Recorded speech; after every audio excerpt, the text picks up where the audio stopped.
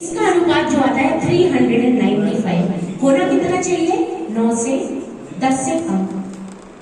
तो इसीलिए इन अनाज को हीलिंग प्रॉपर्टीज है इसके अंदर कि अगर आपको कोई बीमारी है, कोई भी प्रॉब्लम है, घुटने में दर्द है, मसल से रिलेटेड कोई प्रॉब्लम है, किडनी से रिलेटेड कोई प्रॉब्लम है, तो ये अंदर हीलिंग और सफाई का काम करते हैं। इसके ऊपर का जो छिलका होता है, इसके ऊपर का जो ये छिलका होता है, इसके ऊपर लाइसीन नाम का एक कोटिंग होती है। वो इतना फाइब्रस है कि आपकी बॉडी में जैसे हम कोई चीज गंदी हो जाती है तो क्या करते हैं? ब्रश चला के साफ करते हैं ना। किसी चीज में बहुत गंदगी जम गई है तो कैसे करते हैं? उसमें जोर से ब्रश चलाते हैं, ये अंदर जाके ब्रश का काम करते हैं। आप अगर अपने इंटेस्टाइन्स को देखेंगे, अपनी गट हेल्थ को देखेंगे, चाहे छोटी आंत ले लीजिए चाहे बड़ी आंत ले लीजिए, अगर उसको आपको दिखा दिया जाए ना, आपको खुद से घृणा हो जाएगी। इतनी गंदी है, इतनी गंदी है, क्योंकि हम सफाई कभी करते ही नहीं। कैसे होगी सफाई? जब हम कचरा खा रहे हैं, रोज अगर किसी जगह के ऊपर कूड़ा जाएगा, कचरा जाएगा, तो क्या होगा? सफाई हो पाएगी? तो अब हमको इससे स्विच करना है, गेहूं और चावल से, और हमको इस पे आना है अगर हमको ठीक रहना है तो। और इसको हमको दवाई की तरह नहीं खाना है, इसका सब कुछ बनता है। आज मैंने बनाया है आप लोगों के लिए और आपको भी सर्व करेंगे हम। इसका सब कुछ बनता है। आपको पूड़ी खानी है, पकौड़ा खाना है, दही बड़ा खाना है, इसकी मैगी आती है, इसका पास्ता आता है, इसका पोहा आता है, सब कुछ बनता है। इसलिए इसको ये मत समझिए कि हमने आपको दवाई खिलाने के लिए बुलाया है, हमने आपको आपका खाना बदलने के लिए बुलाया है। तो फिर दवाई की जरूरत ही नहीं पड़ेगी। देखिए, जब हम ये सब खाते रहेंगे ना तो कोई दवाई काम नहीं करेगी, और जब हम मिलेट्स खाना शुरू कर देंगे तो किसी दवाई की जरूरत नहीं पड़ेगी। है ना अच्छी बात? तो क्या चाहते हैं? दवाइयों का रहना है।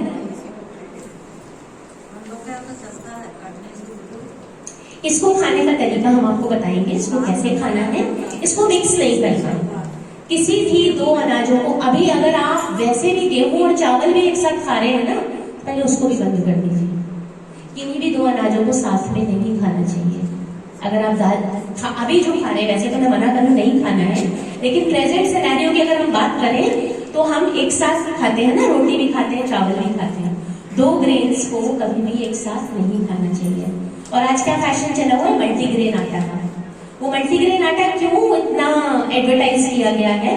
क्योंकि जब वो इतनी बड़ी बड़ी कॉर्पोरेट वर्ल्ड ने चक्कियां लगा रखी है ना, जब लास्ट में जो सब कुछ थोड़ा थोड़ा थोड़ा बचता है, तो आपके दिमाग में ये भर दिया गया है कि मल्टीग्रेन आटा बहुत हेल्दी होता है। मल्टीग्रेन किन्हीं भी दो अनाजों को मिला के खाने से आपके सेल्स कंफ्यूज हो जाएंगे। आप सोचिए, आपके दिमाग में कोई 4-5 चीजों की खिचड़ी पक रही हो, तो आप 4-5 विचारों की खिचड़ी पक रही हो, तो आप कितने कंफ्यूज हो जाते हैं? किसी डिसीजन पे पहुंच पाते हैं? नहीं। ऐसे हमारे सेल्स हैं। हमारे सेल को हम एक प्रकार का भोजन देंगे तो वो बहुत समझदारी से उसको डाइजेस्ट करेंगे, अब्सॉर्ब करेंगे, पूरी बॉडी में ट्रांसपोर्ट करेंगे। लेकिन अगर हम सब मिला के दे देंगे तो क्या होगा? वो बाबा रामदेव भी बेच रहे हैं, है ना? तो क्योंकि देखिए, जो दिखता है वो बिकता है।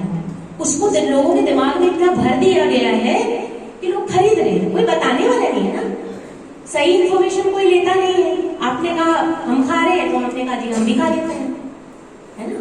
तो इस चीज का ध्यान रखना है हमको। इन किसी भी दो अनाजों को मिलाना नहीं है। 2-2 दिन एक अनाज को खाना है। इस अनाज को भिगो के खाया जाता है। रात में कम से कम 8 से 10 घंटे इसको भिगोया जाता है।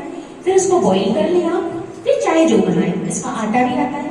रोटी खानी है आप रोटी खाइए, दही बड़ा खाना है दही बड़ा खाइए। देखिए, रोज तो हम जंक फूड खाते नहीं है ना, ठीक है? अच्छा, दूसरी चीज ये है, इसको अगर आप एक बार खा लेंगे, मैं अपने एक्सपीरियंस से बता रही हूँ, कुछ भी कहीं सुनी पढ़ी बातें नहीं है। मैं इस मिलेट्स के ऊपर पिछले 2-2.5 महीने से हूँ, और जो मैंने अपने अंदर जो एक्सपीरियंस किया, उसके बाद मैंने डिसाइड किया कि जो मैं कर रही हूँ वो बाकी लोगों को भी पता होना चाहिए, ठीक है? तो सबसे पहली बात है कि बहुत फीलिंग होता है। अच्छा, एक चीज मैं सबसे पूछती हूँ, सुबह से सब लोग काउंट करिए अपने मन में, सुबह से लेकर के आप उठते हैं और रात तक वो छोटे से बिस्किट को भी इंक्लूड करिएगा, कितनी बार खाते हैं? कितनी बार खाते हैं? सब लोग काउंट करिए। सुबह उठते से वो खाली पेट जो ड्राई फ्रूट्स खाते हैं, फिर उसके बाद चाय, फिर चाय के साथ कुछ, फिर थोड़ी देर बाद नाश्ता, फिर नाश्ते के बाद फिर फ्रूट, फिर सैलेड की एक प्लेट, फिर लंच। काउंट करिए, 6 या 7 बार सब लोग खाते हैं। छोटा छोटा भी काउंट करिएगा कि अगर मुझे भूख लगी तो मैंने स्नैक का डिब्बा खोला और मैंने थोड़ी सी 1 चम्मच नमकीन खा ली, उसको भी काउंट करिएगा कितनी बार खाते हैं। और ये अगर आप खाएंगे ना तो आपको एक से दूसरी बार 10 घंटे तक भूख नहीं लगेगी। अच्छा, घर में जब बच्चों को भूख लगती है तो क्या करते हैं? बच्चे आपसे हर 2 घंटे में कुछ मांगते हैं, कुछ मांगते, क्या करेंगे? हर 2 घंटे में तो माँ खाना बना के देगी नहीं भाई, ब्रेकफास्ट दे देगी, लंच दे देगी, डिनर दे देगी, 3 ही बार देगी ना। कितनी बार आपके बच्चे को 7-8 बार अगर भूख लगी है, आपको भी भूख लगी है, तो 7-8 बार आप दाल चावल या रोटी सब्जी खाते हैं? कितने लोग खाते हैं? हमारे पुराने लोग तो है ना, वो सुबह से बन के रख जाती थी और वो दिन भर वही चलती थी, क्योंकि तब तो इतना प्रिविलेज था नहीं लोगों के पास में, और इतना पैसा भी नहीं था कि जोमेटो और स्विगी के डिलीवरी बॉय को पेमेंट करते रहे। आजकल तो बच्चों के हाथ में मोबाइल है, कुछ भी भूख लगी वो बाहर से ऑर्डर हो जाता है ना। तो ऐसा क्यों है? ऐसा क्यों है? जब हमको भूख में क्या होता है, देखिए, गेहूं और जो चावल है, इसका बेसिक रीजन क्या है? गेहूं चावल जो हम खाते हैं, जो हमारा स्टेपल डाइट है, वो 25 से 30 मिनट के अंदर पूरा ग्लूकोज ब्लड में रिलीज कर देता है। उससे क्या होता है?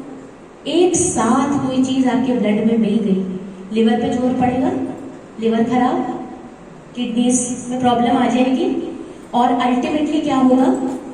आपको डायबिटीज हो जाएगी। और अकेली डायबिटीज ही नहीं होगी, इससे ग्लूकोज इम्बैलेंस हुआ है, और हर मर्ज का कारण जो है वो ग्लूकोज इम्बैलेंस। मैक्सिमम अगर आपकी आंखें खराब है ना, आपको ग्लूकोमा हुआ है या कोई इंफेक्शन हुआ है, उसका बेसिक रीजन जो है वो ग्लूकोज इम्बैलेंस है। अब उसने तो अपना काम कर दिया और 2 घंटे बाद आपको फिर भूख लगाई, तो अब उसका क्या, उसका विकल्प है ये। इसका जो स्ट्रक्चर है वो क्या है? आपने पेन की स्प्रिंग देखी है? पेन की स्प्रिंग कैसे होती है? स्पाइरल फॉर्म में होती है। तो इसका जो स्ट्रक्चर है, जितने भी ये 5 सिद्धांत हैं, इनका स्ट्रक्चर स्पाइरल फॉर्म में है, और इस पे जो ग्लूकोज है वो उसी तरीके से अरेंज किया हुआ है। एक एक फोल्ड खुलता है और धीरे धीरे आपके ब्लड में मिलता है।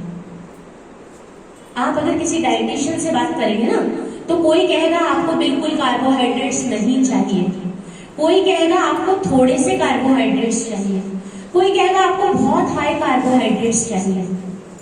और डॉक्टर खादर वली कहते हैं कि आपको कार्बोहाइड्रेट्स तो चाहिए, लेकिन आपको स्लो कार्बोहाइड्रेट्स चाहिए, जो आपके खून में धीरे धीरे मिलेंगे। तो इसका जो स्पाइरल शेप है वो क्या होता है? धीरे धीरे खुलता है, और ग्लूकोज जो है वो बहुत धीमे धीमे ब्लड में मिलता है। तो हम जब एक बार इसको खाते हैं तो हमें 8 घंटे एनर्जी मिलती है इससे। हमको जैसे एनर्जी की जरूरत पड़ी, एक स्पाइरल मिल जाएगा और हमारे ब्लड में एनर्जी आ जाएगी। फिर हमको जैसे हमें पता भी नहीं चलेगा, और पूरा दिन हम सेटिस्फाइड रहते हैं। और अगर हमारा पूरा दिन पेट भरा, हमको लगेगा कि हमारा पेट में हमको भूख नहीं है, हमको जरूरत ही नहीं किसी चीज की, तो क्या मठरी नमकीन खाएंगे? फिर चाय के साथ कुछ चाहिएगा? तो चाय ही नहीं चाहिए, फिर तो हमको चाय भी नहीं चाहिएगी, क्योंकि जब हमारे को ऑलरेडी सेटिस्फैक्शन लेवल हमारा बिल्कुल पीक पे है, तो फिर हमसे क्या कुछ चाहिएगा? अंदर से बॉडी डिमांड करती है, और बार बार बॉडी डिमांड करेगी तो हम उल्टा सीधा खाएंगे, और हम उल्टा सीधा खाएंगे भी और हम बच्चों को भी देंगे। कितनी बार हेल्दी देंगे? तो हमें पता ही नहीं कि हेल्दी फूड है क्या, हम तो केवल मैगी को ही अनहेल्दी मानते हैं। अब आगे हम प्रोटीन की अगर बात करें, तो प्रोटीन हमको सिर्फ नॉनवेज से तो हमको लेना ही नहीं है, डेयरी से हमको प्रोटीन लेना ही नहीं है, पोल्ट्री से भी हमको प्रोटीन नहीं लेना, हमको सिर्फ नेचुरल जो प्लांट बेस्ड प्रोटीन है वो लेना है। वो हमको पूरे दिन में कितना चाहिए? इतना, सिर्फ इतना, 25 से 30 ग्राम दाल एक बार सिर्फ दिन में, उतने ही प्रोटीन को डाइजेस्ट कर पाती है हमारी बॉडी। एक्सेस प्रोटीन होगा, बीमारी में मत होगा। अगर आपको कोई भी बात नई लग रही हो तो प्लीज खड़े होकर जरूर पूछिएगा, मैं आपको फैक्ट्स के साथ में समझाऊंगा, ठीक है। तो अब बच्चों को भी मिलेट्स की आदत डालिए, ताकि बार बार उनको भूख लगेगी नहीं। देखो भूख लगेगी नहीं तो ये जो बाहर से ऑर्डर हो रहा है, और जो वो तो खैर व्हीट और राइस बेस्ड तो है ही, उसके अंदर तो पता नहीं और क्या क्या चीजें डली हुई है जो हमको पता भी नहीं है। बाहर कौन सा फैट यूज कर रहे हैं, कौन सा तेल ही यूज कर रहे हैं, कैसे मसाले यूज कर रहे हैं। कहने को हम कहते हैं नॉन वेज नहीं खाते, उसके अंदर वो क्या यूज कर रहे हैं आपको नहीं पता। जिम वाले बच्चों को जो देते हैं, देखिए जिम, अब हम वो एक बहुत लंबा टॉपिक है, मैं आपको एक लाइन में समझाती हूँ। हमारा देश जो है ना वो ट्रॉपिकल कंट्री है। हमारे देश के बच्चों को और हमको तो जिम करना ही नहीं चाहिए। जो हमारे साधु सन्यासी लोग करते थे, कभी किसी की फोटो देखी जिम करते हुए, या कभी किसी की फोटो मॉर्निंग वॉक करते हुए देखी है? बच्चे कौन होते हैं? मैं तो खा ही रहे तो देखिए वो प्रॉब्लम वो एक साइड, वो एक अलग प्रॉब्लम है। सिनेरियो ऐसा है, वो नहीं मानेंगे। हम आप मान रहे हैं कि हम इनसे कैसे एक्सपेक्ट कर रहे हैं। मैं आज आपको ये बता रही हूँ, कितने लोग खाना शुरू कर देंगे? इतने फैक्ट्स जानने के बाद भी कितने लोग तैयार होंगे उस गेहूं और चावल को छोड़ने के लिए? बच्चों से क्या उम्मीद कर रहे हैं हम? पहले हम खुद को तो बदले। नहीं, जिम का कह रहा है। नहीं तो वो देखिए, वो ट्रेंड 50-60 साल में जितने भी ट्रेंड्स आए हैं, ठीक है ना, जो हमारे बहुत पुराने लोग करते थे 200 से 300 साल पहले, वो हमको करना है। ये बहुत लंबा टॉपिक है, इसलिए अभी हम जो मिनट्स पे जो हम बात कर रहे हैं शुरू करी है, हम पहले उसको खत्म करेंगे। बाकी ये जो है, हमारा देश जो है वो ट्रॉपिकल क्लाइमेट है। हमें कोई भी विग्रेस एक्सरसाइज नहीं करनी है, नहीं तो 40 से 50 साल तक आने तक घुटने बिल्कुल खराब हो जाएंगे आपके। और जिम तो बिल्कुल नहीं करना। कितने सारे सेलिब्रिटीज हैं जो जिम के चक्कर के अंदर भी हार्ट अटैक हुआ। कोई 35 साल का था, कोई 40 साल का था। उनके पास तो बहुत पैसा था ना, वो तो कहीं से इंफॉर्मेशन ले सकते थे, लेकिन पैसे से इंफॉर्मेशन नहीं मिलती। ये हानिकारक भी है, बहुत हानिकारक है। तो मैं आप सभी से ये रिक्वेस्ट करूंगी कि इसको खाना शुरू करें और फिट रहें, बहुत अच्छे रहें, क्योंकि अगर शरीर अच्छा है तो मन अच्छा है ना। तो होलिस्टिक अप्रोच की अगर हम बात करें तो जब तक हर बीमारी मन में आती है, तो हमको मन को कैसे स्वस्थ करना है, हम ध्यान करें। किसी भी नेगेटिव विचार कैसे नहीं आए, विचार तो आएगा, तो हमें इतनी शक्ति हो कि हम उस विचार को अपने तक आने न दें, किसी के व्यवहार को अपने को अफेक्ट ना होने दें। उसके लिए ये स्थान बनाया परमात्मा ने। और आज जो होलिस्टिक अप्रोच है, ये ऐसा नहीं है कि आप अच्छा खा लेंगे और अगर स्ट्रेस में रहेंगे। सब चीजें, आपको नींद भी अच्छी चाहिए, आपको खाना भी